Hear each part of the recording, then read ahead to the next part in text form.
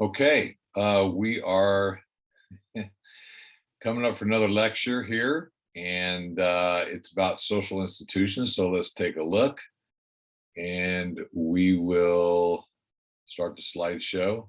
So, social institutions, the ones we're going to look at today are politics, education, and religion. Okay, so let's take a look. So, what is a social institution? We've talked about this before, but I want to refresh your memory. So, there are systems and structures within society. So, social institutions are systems and social structures, right? And so, there are a lot of systems and social structures. These are social institutions within society that shape the activities of groups and individuals. And so they have what influence on people, right? These social structures, these systems that we've developed, and we as a society have developed them, right? Now, depending on power structures, it could be a democratic process or it could be an elite process that creates or shapes or has the most influence. And we can talk about that as well. And so the ones we're going to talk about today are politics, education, and religion. And we'll start by talking about politics. Okay. And so politics, when we talk about politics, we need to talk about politics, power, and government. So what is politics? Okay, politics are the methods and tactics intended to influence government policy. Okay, so politics, methods, and tactics. So plans, schemes, methods, tactics intended to what? Influence government policy and policy related attitudes, right, which have an influence on the outcomes of policy creation or adjustment and activities. Okay, and activities. Power is simple. It's the ability to control the actions of others, right? If you have total power, then you completely control the actions of others. Okay. If you have little to no power, then you don't have the ability to control or have very minimal ability to control the actions of others. So power. And that's pretty important, right? When we're talking about government or when we're talking about social institutions for that matter. Government is the formal organized agency that exercises power and control in modern society, especially through the creation and enforcement of laws. Okay, and we'll talk a little bit more about that as it's applied to our own history. Let's do that. So the US government took centuries of development and experience. Now, one thing is we are almost 250 years since the Declaration of Independence. We'll talk about that in a little bit. Probably with the exception of England and Switzerland that was disrupted and put on hold during one of the world wars, right? We are the longest current standing government in the world. Okay. I think our Constitution, maybe Switzerland's, but our Constitution, if not the oldest, is the second oldest in the world. I don't think the Brits have what we would define as a constitution. I mean, they have their Magna Carta and their rules and stuff. We'll talk about that in a little bit. But man, that's pretty interesting, right? So I know I hear a lot of times people, at least it used to be vogue, I hear it less now, about how we're a young country, and if we were, in the lifespan of countries, we would be like teenagers, and that's why we're having these issues maybe. And I'm like, now wait a second. It's easy to go, oh yeah, that sounds right. Well, let's take a look at that, right? Because France's constitution, for example, I think was created, well, I know it was created after World War II, right? As was Germany's, after World War II, as was Italy's after, and Greece's, all these countries that came through these times of war and crisis and revolutions, the Soviet Union, they had a new constitution that came out of their implosion of communism, but communism's constitution happened around 1917, right after World War I, when they had their revolution. China in their country is about 1949, 1948. Ours goes back to 1776. I mean, when you think about how old our government is, right? Now, if you talk about a country, right now you're talking about more of a culture or a nationality or an ethnicity, right? As a nation, we're one of the oldest nations in the world that's currently existing, right? If you talk about, well, France, sure, France is, their constitution's what, maybe 75 years old, but the French have been around for a long time, right? Well, where does our government come out of, right? It comes out of British culture, right? Maybe Scottish culture, certainly Western culture. Well, Western culture has been around, right? The evolutions of and the changes of and the have been around a lot longer than, I mean, we were British as a our government were British people before. Now, before the British colonized, right, there were indigenous populations here as well, right? And they had forms of government as well. All right. So US government, centuries of development. Our Constitution, right? Our beliefs, values, our culture, our norms, our government beliefs, values, and norms come out of the Magna Carta, right? And you can actually, and I've been there, you can go to England and you can look at this big field, right? It doesn't look like much, but that's where the Magna Carta was signed. And there was like this uprising between the middle management of the feudal system, the lords, and the king. And there was this conflict, and it was kind of a war and a battle, and they had a truce, and they signed what's called the Magna Carta. Okay, now let's look at what some of those, a lot of our Bill of Rights come out of the Magna Carta. Our constitutional, our ideas of governing come out of this development of the Magna Carta. And Magna Carta means like giant agreement, right? Magna, giant, Carta. So it established limited government, because before the Magna Carta, if you were the king or queen, right, you were the sovereign, right? You were the person in charge. It was a dictatorship. You were the all powerful. You owned everything, and what you said was law. What you said were the rules. You made that decision. The queen or the king made that, right? So Magna Carta said, no, we're going to sign this agreement.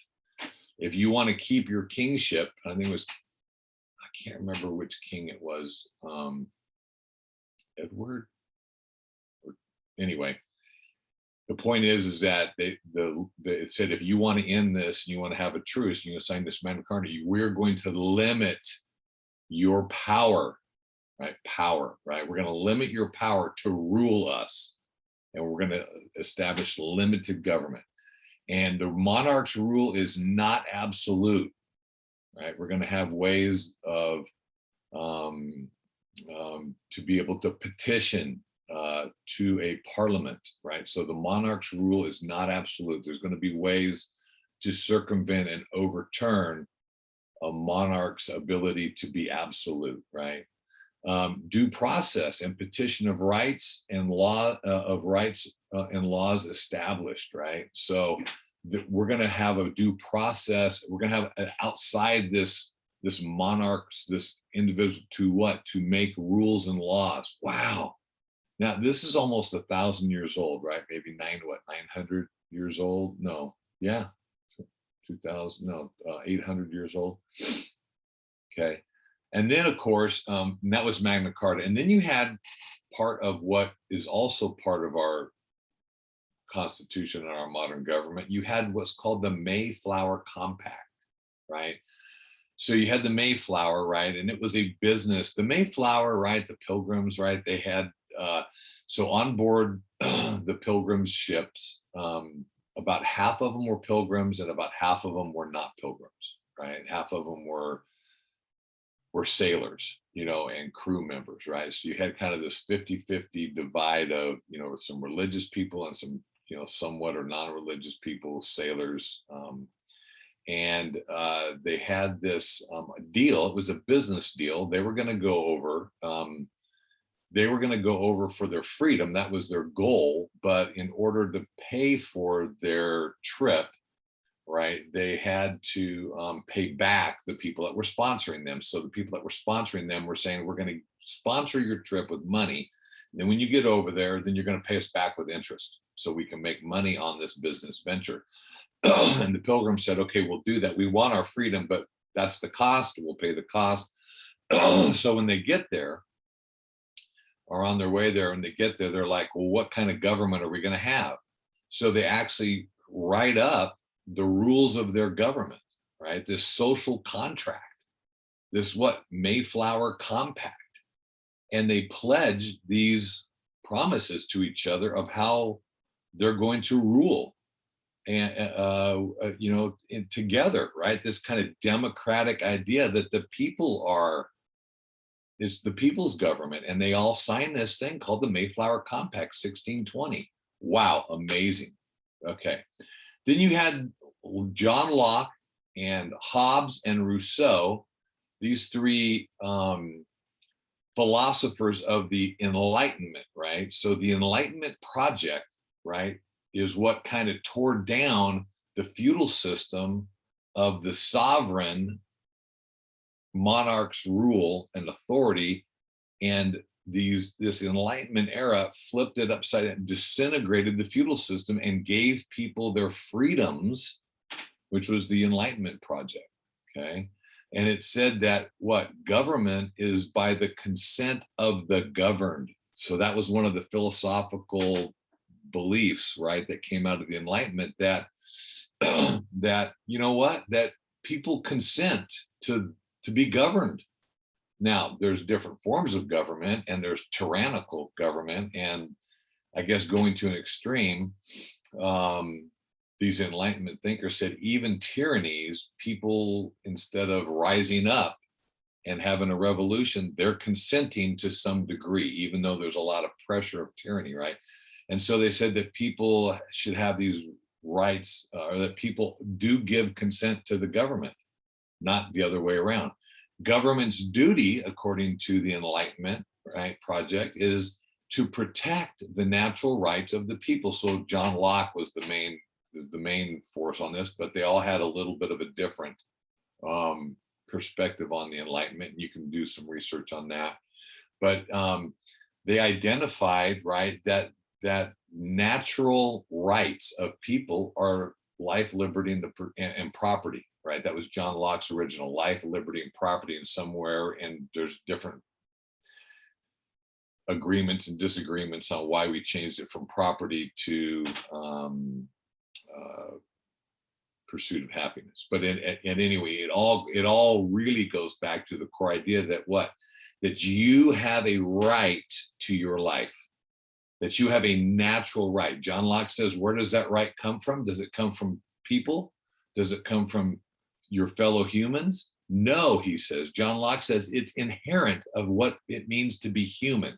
It's either, he says, quote, God or nature's, or nature's God, right? So it's this natural right that you have a right to your life. Now, does that mean that somebody won't take that, oppress that right? No, right? If I put you in prison unjustly and I take that, you're part of your right to your life, right? To exercise your freedom of right? That, and I will tell you that this idea, this Enlightenment idea, is under attack, right? It's under attack. If you go to communist countries, right, you don't have these rights to the same degree. Your rights aren't protected. Your natural rights, as Locke and Hobbes and Rousseau explained them in the Enlightenment project, right? That in these other countries, government has a right to suspend that in order to achieve the greater good. In our country, right, it's the individual, and that's where this individual versus collective rights, who is supreme, right? Is it the individual, or is it the collective, right? And so that's the conversation really that we're in the middle of right now, kind of under the current of everything. So Okay, so life, liberty, and property, we talked about that. And then you have Thomas Paine. Okay, was he the one that said, "Give me liberty or give me death"? Anyway, he was a Scot, and the Scottish Enlightenment, right? So that was another. So you had the English Enlightenment, you had the French Enlightenment, and the Continental Europe. Continental Europe had its own kind of Enlightenment movement. And if you look at the influence of a British Enlightenment or the British culture, if you look at British governments, they're kind of different in culture, different than the Continental Europe. Okay, is a little bit different. Continental Europe, a little more collectivist, very much influenced by Rousseau. British, very much influenced by Locke and a little bit by Hobbes. But Thomas Paine and the Scottish Enlightenment movement, I mean, the Scots probably had the greatest impact, right, in the forming of our founding documents, because they had a lot of like professors at Princeton and Harvard and Yale, and that were part of that constitutional convention. So kind of interesting. Okay, and then of course Adam Smith, right, the economist, right, who wrote Wealth of Nations in 1776, right, which was a big economic system. We'll talk about economic systems in the next chapter, but I put him in there because you can see all these seminal philosophical thinkers kind of coming to this point where we are seceding, this country is seceding from England in 1776 by declaring its independence. Okay, and so I just give you some background on how we got to that point. And also, so let's see, 1620 from 16, so about 150 years of multiple little colonies and groups really doing their own colonial governments. So if you had, say, 13 colonies for an average of 100 years working through their own ruling governances, you had 100 years times 30, you had 1,300 years of experimenting, right, with self-governing, with democratic processes. Okay, so it's not like all of a sudden, the United States was born without any kind of history or experience of governing, right? They had worked through lots of years of it. Okay, US founding documents, really important, right? I think to kind of know if we're going to be a self-governing nation, which we are, or at least that's our hope, right? It takes a lot of work. It's much easier to have a queen or have a king, and the queen or king says, do this or die, or do this and you go to jail, or do this and you end up in stocks in the public square, right? And you just comply, or you suffer the consequences, right? Governing is hard work, especially self-governing in a democratic system. Right now, we're not a democracy, right? We are a democratic republic, and we're a representative government, and we're what they call a federalist government, right? Where you have a federal government, but you have state governments, and with a lot of checks and balances. The state's powers checks the federal checks the states. The three branches of government, the executive branch, the judicial branch, and the legislative branch, all have equal, right, according to our Constitution, equal powers of governing, right? And they're under the government, but they're equal and separate and equal. Okay, but together. Okay, so let's take a look at our founding documents. So the Declaration of Independence, and I want you, as we go through this, to think about the cultural values and beliefs. And we kind of looked at what led up to this, and see if you can kind of see in today's America, or today's America, right? If you can see some of these cultural values and beliefs that may still be present, right? So we hold these truths. Now there's much more than that, but it's not a real long document. I mean, I would encourage you to read it. What the Declaration of Independence is basically, it's a legal argument of how the British government violated the contract it had as governing the people in the colonies. And this is a declaration of independence based on the fact that the British breached their contract, their social contract with the colonists. And then they lay out all the reasons how they violated that contract of governing. And then the colonists said, so we're going to govern ourselves. We're going to secede, right? A lot of people call it a revolution, right? The American Revolution. I call it a secession. It really, that's what it was, right? It was the colonists saying, we're going to secede. We're going to break away from your rule. Now, the British said, we're not going to have any of it. So we're going to go to war against you and make you kind of like what the North did to the South, right? When the South said they were going to secede. So yeah, really interesting history, fascinating. Okay, so we hold these truths to be self-evident. And here's where the Enlightenment project comes in to play, right? That all men, that's a generic men, that all men are created equal, that they are endowed by their creator with, here we go, certain unalienable rights, that among these are life, liberty, and the pursuit of happiness. Wow. So regardless of what anybody says, right, and regardless of what a government says, a tyrant says, your neighbor says, right, you have this natural, inalienable, given right just for being human, that you have a right to your life, liberty, and pursuit of happiness, right? I think something like that kind of a philosophical foundation and core is worth a discussion. And I'm not sure we're having it today, but it definitely is as we move into this brave new world of technology and AI and governing and maybe globalization of global governance, because our Constitution is very unique in that it limits the power of government. Okay. And that limitation keeps our government from becoming tyrannical.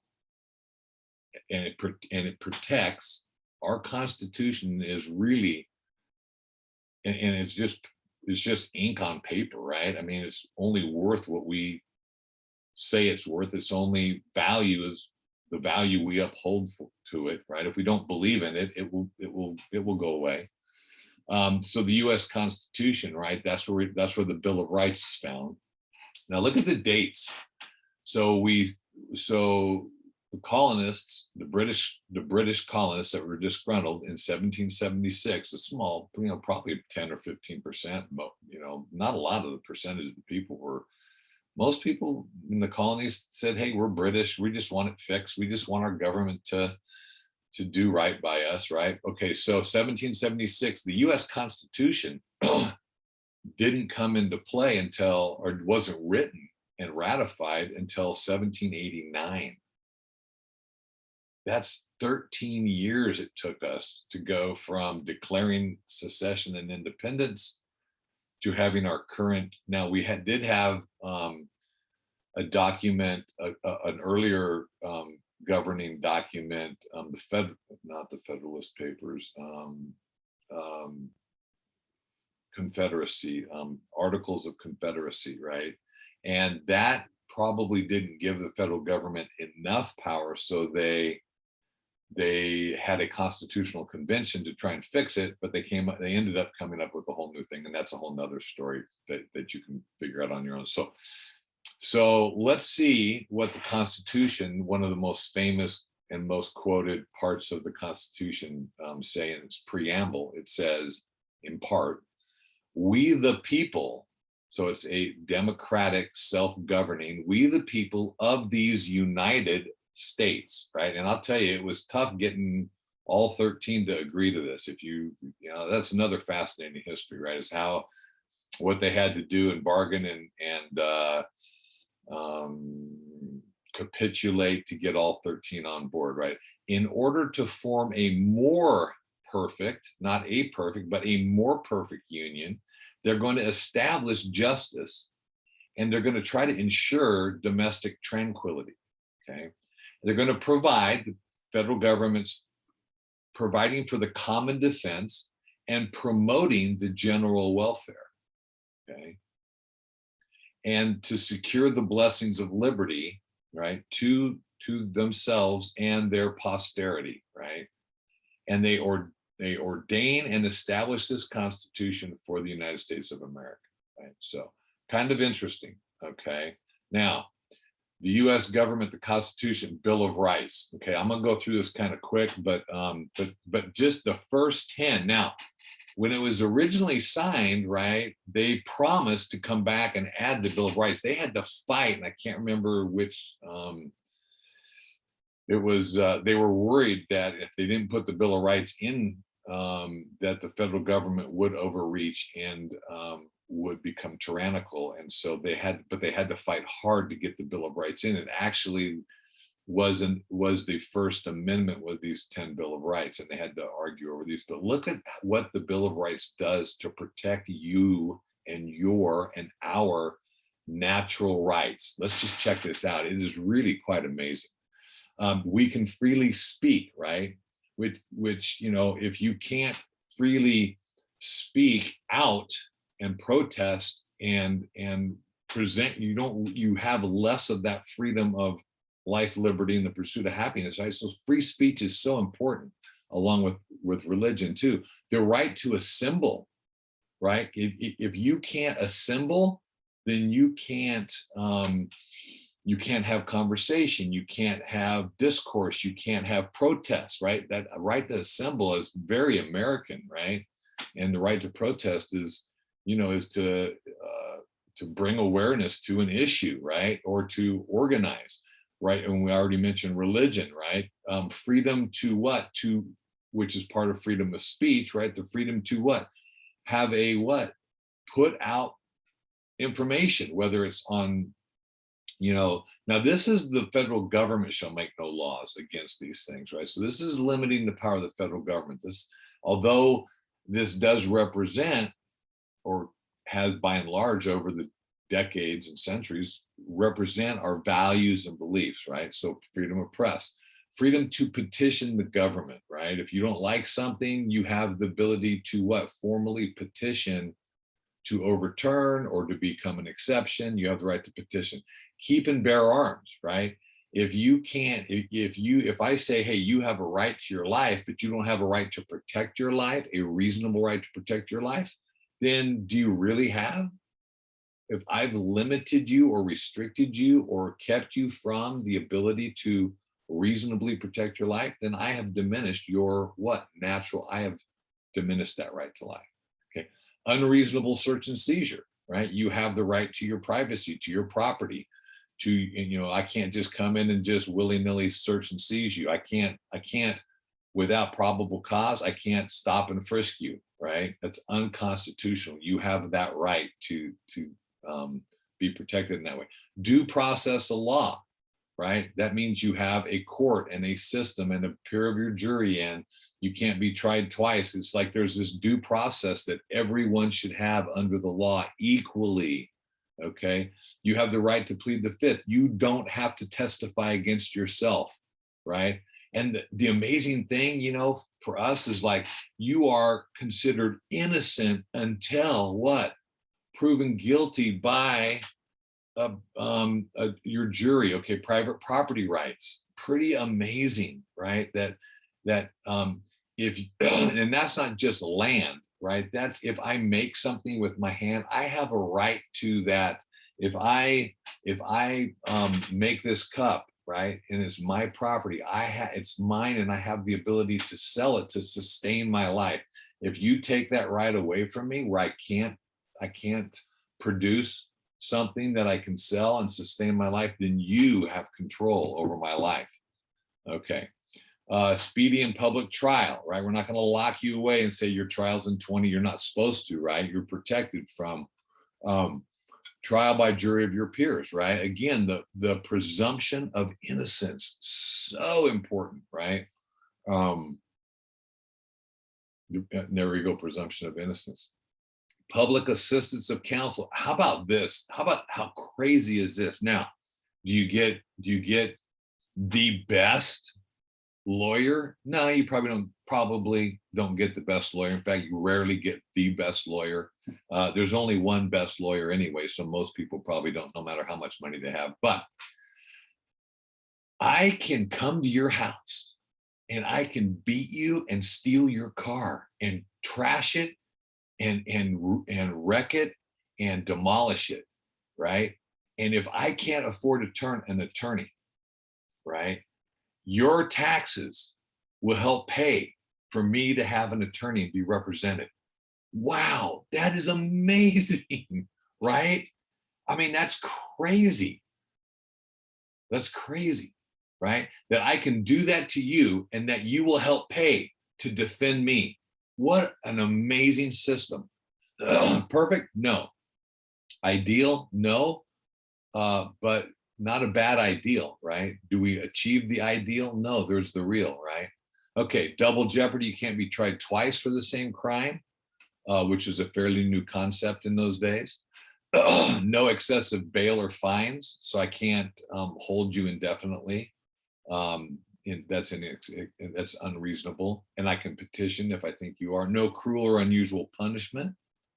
Additional individual rights protected, so a lot more than what I just said, right? And then limited federal government power and states' power and its people, right? So whatever's not spelled out, I think this is the 9th Amendment, right? Or the 9th in the Bill of Rights. If it's not spelled out in the constitutions, in our Constitution, of what the duty is of the federal government, the executive, the judicial, and the legislative branch, if it's not given them, if it doesn't give them specific powers in the Constitution, then it's the states, it's the individual state that has the power to accomplish that, right?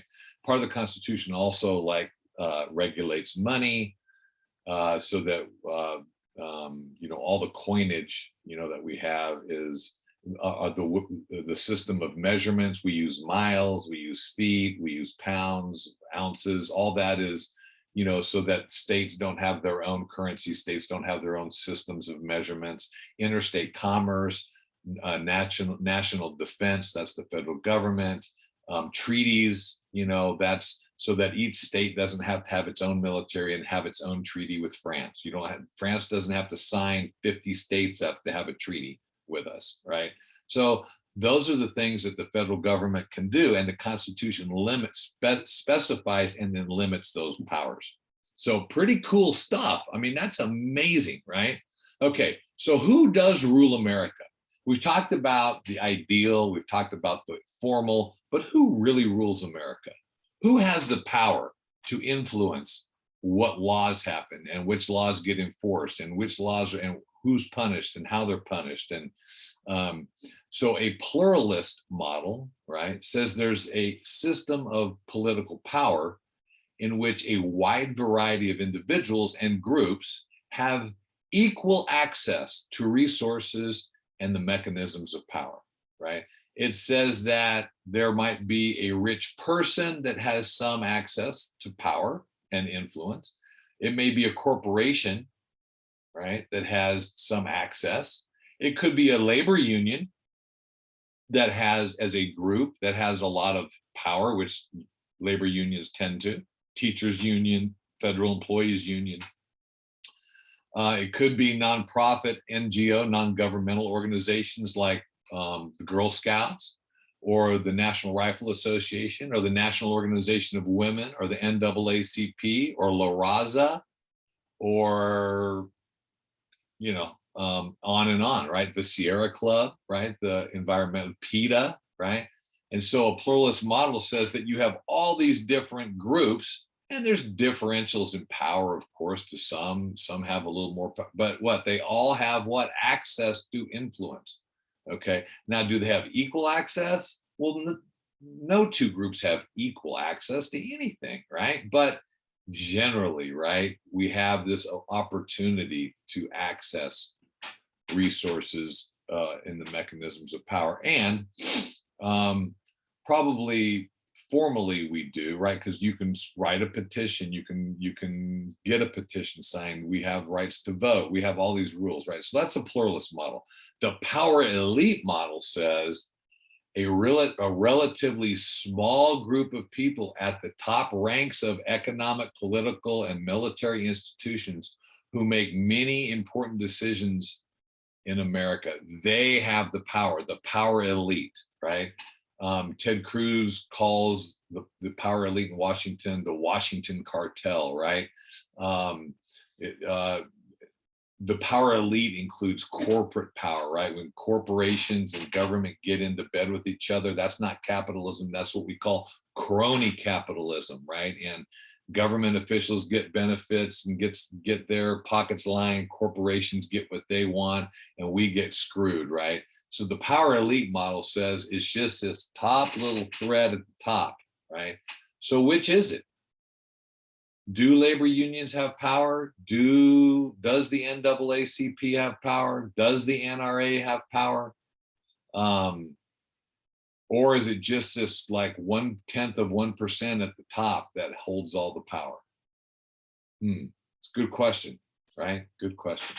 All right, disenfranchisement, right?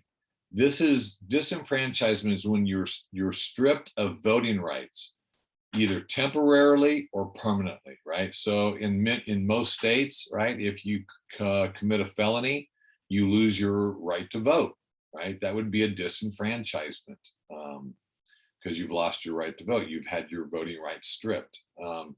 There's another kind of way that disenfranchisement also works in a similar sense, not quite as formal in its definition, but if there's voter fraud, right? Like if I vote twice and you only vote once, does my extra vote cancel out your vote? Yeah, I think most of us would say yes, right? So in that case, I've disenfranchised your vote kind of in a informal way, right? Now, in most states, if you commit a felony and you can have those rights reinstated. Most people don't know that, but you can go petition, right, and have those rights reinstated. Okay, so that's disenfranchisement, right?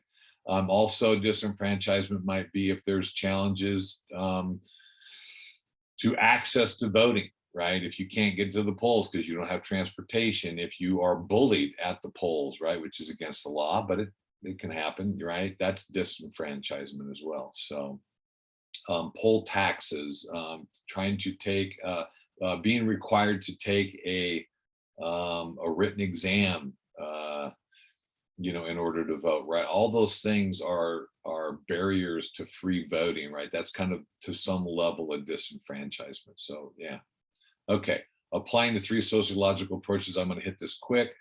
Functionalism says that what government's purpose, right, is to promote stability and solidarity, kind of bring us together. I don't know. Maybe the function of government has changed today.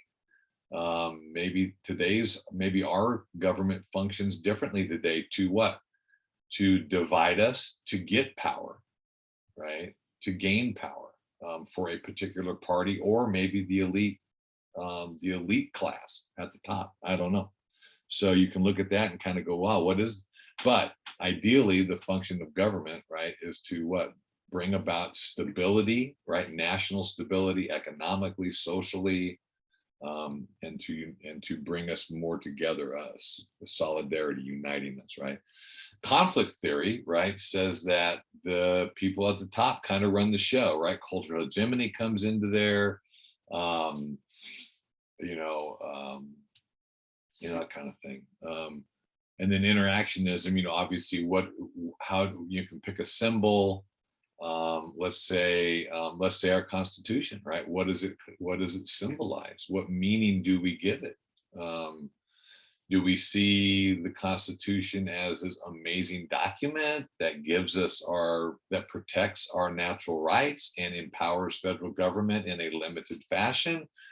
Or do we see it as old, dusty, out of date, needs to be replaced, right? And that's the kind of tension that we're having going on right now, right? Okay, So applying the 3 sociological approaches. All right. Some really, I love, as you know, I love history. I only recommend like exceptional books. The Common Sense Nation, Unlocking the Forgotten Power of the American Idea. Okay, this is really about Thomas Paine and kind of the Scottish Enlightenment and its influence. And it's a small book. It's an easy read and a quick read, and really fascinating. The Return of George Washington, a fascinating book. So here's this like hero, right? George Washington, who conquered the British, right? And beat back the British and gave us our freedom. And they wanted to make him king. And he comes in 1783 and he goes to West Point, which is, I think, where the headquarters of the army was, because he was the general in charge of the Continental Army. And he resigns.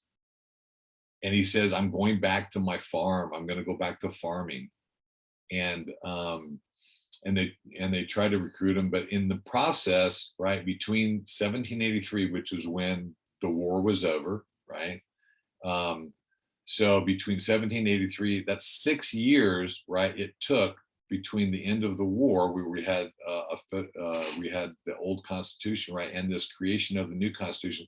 So it really starts talking about how we got to how we got to our current form of government, and different states wanting different things and negotiating, and really, and how Washington, it was a really good read, really fascinating, because you get a little bit of Washington, you get a little bit of the different states and the Constitutional Convention and other characters like Hamilton and Jefferson. And so it's fascinating.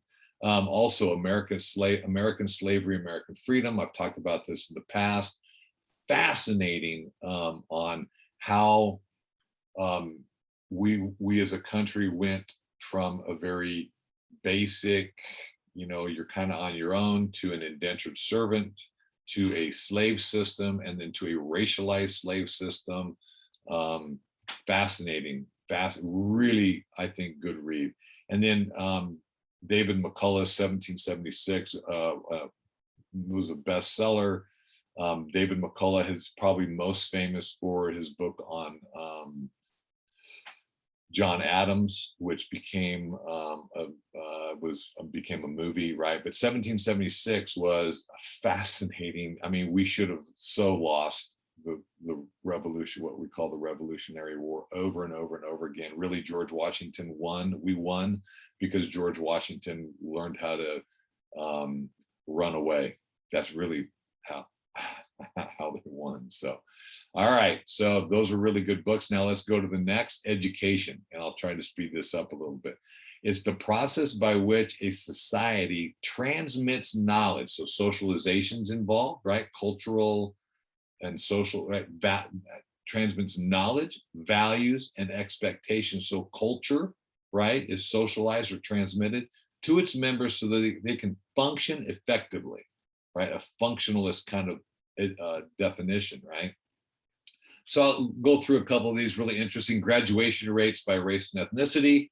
So just in this time period, look at the graduation rates have gone up, and that's kind of been the trend for all races. Kind of interesting, right? That all races, ethnicities have increased their graduation rates, but the gaps have not. Gaps have pretty much tended to stay the same, right? You can see even between high, middle, and low income, right? Everybody's kind of graduation doing better, more people graduating percentage-wise, and yet the gaps still remain, right? So we still have this like stratified system based on socioeconomic status. Now this is interesting, right? So the SAT scores between 1998 and 2016, SAT scores have gone down slightly. Even though we have more resources on how to get high scores in SATs, we have classes you can take, books you can read to study. So our SATs have gone down, but our GPAs have gone up. We call that grade inflation. So I thought that's interesting. You could have a 20-minute conversation on that, but I thought that'd be interesting to show you. And then we saw this in in 2 weeks ago, right? That the college gap by race and gender. Okay, so who's graduating from college? White women, then white men, then black women, then black men.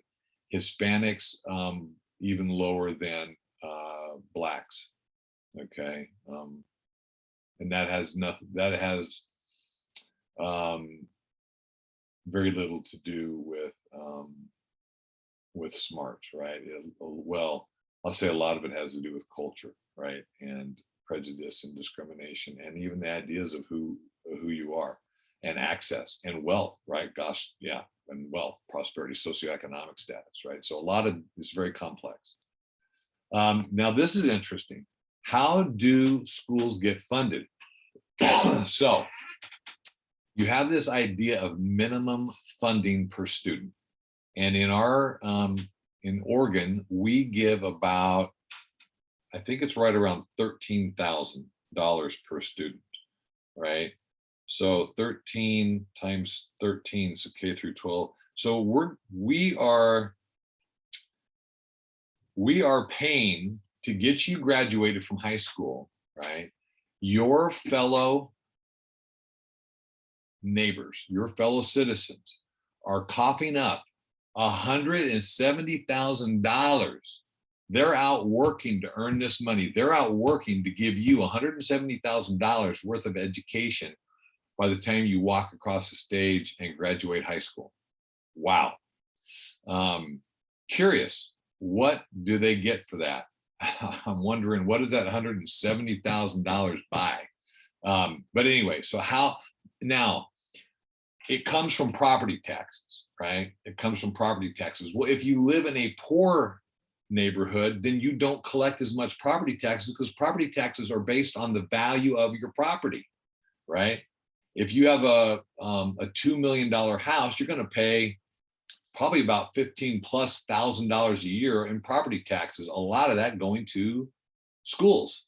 If you have a $200,000 house, then you're going to pay about $1,500 to $2,000 in property taxes, maybe $2,500. A lot of that's going to go to schools, right? So they don't expect, they expect the people who are rich and have big properties to pay a bigger share of the bill, right? So local contribution, right? So if you're in the poorer neighborhoods, which is on the left, the local contribution is very minimal because you don't have the wealth. On the far right, okay, you have what? You have a lot of wealth, so that local contribution is going to stay there. Now, state contribution, right, is in the dark blue or black, right? And so a lot of that gets redistributed, right, except in the most ultra wealth. So there is a leveling of benefits, right, as far as financial benefits, the funding per student, okay? And this is, you know, probably 8 to 10 years old, but this is very common, right, of how it's funded. So even if you're in a poor neighborhood, right, that neighborhood has money that's taken and redistributed, right, from the rich and middle class and richer, mostly from the rich, to the what? To the poor, or the poor neighborhoods, so that there's more of an equity, of an equality, of a justice in our educational systems. So that's kind of good news, right? That now, are all the facilities the same? No. Are all the teachers the same? No. Are there ways to loophole the system by, say, local fundraising that goes directly to, say, a sporting project or an art or music project, or maybe a new building project? You know, like, I think like in Sisters, you know, we have city bonds, right? That stays in the city, right? And people vote on that, and people can vote on that based on if they can afford that. So yeah, there's room for improvement, right? But overall, 90% of it looks like, wow, that is pretty cool that we are a society that redistributes resources to try to what? Now, there's people that work against that, right? And that's part of what political influence, political power, political control, right? Remember power and what government is, right? Okay, education. Applying the three sociological approaches really quick. Functionalism kind of laid that definition. That wasn't a functionalist definition, but it kind of, that's the function of education, right? Is to what? Is to socialize young people into good citizens and adults for the benefit of society, and to get them trained so that we have workers that take entry-level jobs, and we have access to those workers, so we don't have to, you know, scramble to find good workers, right? We have good citizens, good workers. We have a pool of these as they come into adulthood. That's the functionalist view, right? Conflict theory would say who's picking what we teach, and what are we teaching? Who has the greatest influence? Do we have equal access, right? We kind of talked a little bit. Do we have equal access based on socioeconomic status, gender, or race and ethnicity, right? Do we have equal access to those goodies of education, right? And does that create conflict, and does that create change over time? It seems like it does, right? Interactionism, what meaning do we give? And we've worked on this before, right? What meaning do we give, say, a college degree? If that's the symbol, what meaning do we give a college degree? Well, we give a lot of value to that. It holds a lot of meaning in our culture, right? So that's applying three sociological approaches to education. Okay, let's talk real quick about religion. Fascinating. It's a big part of human history, time and place, everywhere. It seems like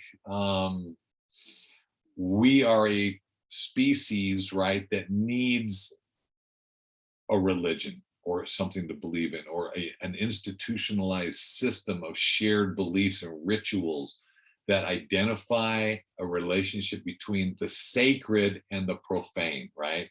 So the sacred is kind of otherworldly, like you can have a sacred totem, you can have a sacred book, you can have a sacred belief, right? Everything else that's not defined and socially constructed as sacred is profane. I don't mean profanity, I mean profane in that it is everything that's not sacred, right?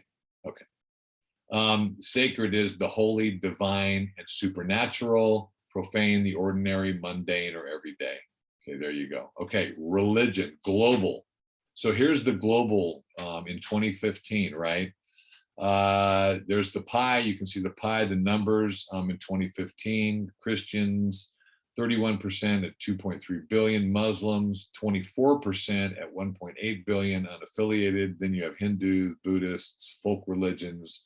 Okay, I'll let you look at that if you want to pause that. You can look at it a little closer. We'll move on. If not, okay. Now in the U.S., right, and this is between 2003 and 2017, so you can kind of get not only like a snapshot, but you can also see a trend between, right? So Catholics have tended to stay the same at 22%. Protestants, right, in 2003 were 50% of the U.S., and now 36% of the US. Non-religious increased from 12% to 21%.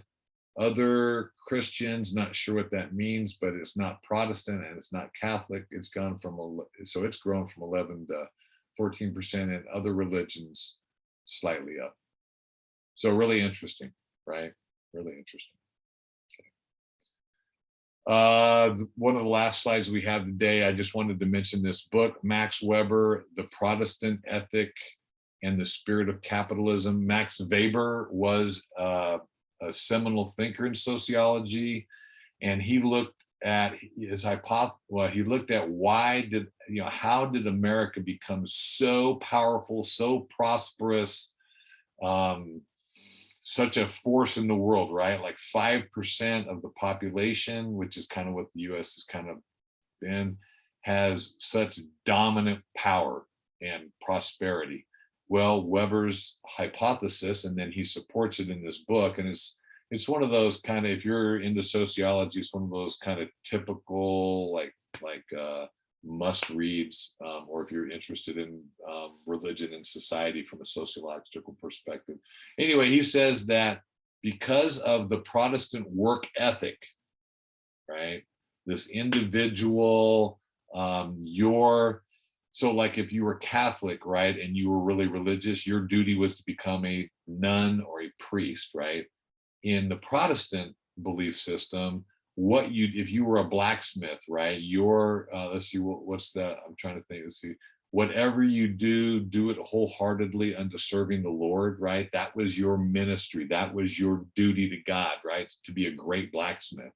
So that idea of that hard work, dedication to God through your occupation, that ideal or belief system and value system, coupled with or intersecting this free market capitalist economic system, created, those two together created, according to Weber, created this incredible uptick in economic power, national power. So that's kind of thought I'd mention that, kind of an interesting, and again, it's not a real long book. It's a pretty short. They used to make books shorter, shorter books back in the day. Anyway, applying the three sociological. So the function of religion, right? It does provide answers that societies can't find anywhere else, right? Science has come a long ways to give us answers as to like why thunder and lightning happens, for example. Before that, it was a religious explanation, but there are still things that science can't tell us, like where we came from, what happens when you die, what the purpose or meaning of life is, right? Those are all philosophical or religious functions, right? That give us answers. It also what? It also brings stability, right? Group and solidarity, right? To some degree, it also can cause conflict, which is conflict theory, right? So who has access to resources? Who has access to what? Influencing politics, influencing education, influencing culture, right? And these differing ideas of values and beliefs of different religions, and how much religion should influence public policy, right? So that's the tension and the conflict, and who has access to those resources, right? Conflict theory. And then interactions. Oh my goodness, religion is fraught with symbols and meaning, and how we act or react based on that meaning. Or you might even like say a evangelical, right? An evangelical Christian, right? That is a symbol, has meaning, and how, or an atheist, right? And that has meaning, right? So that is interactionism. A little fast today, but I hope that was a lot of information, but I hope beneficial and good. And we will see you next week.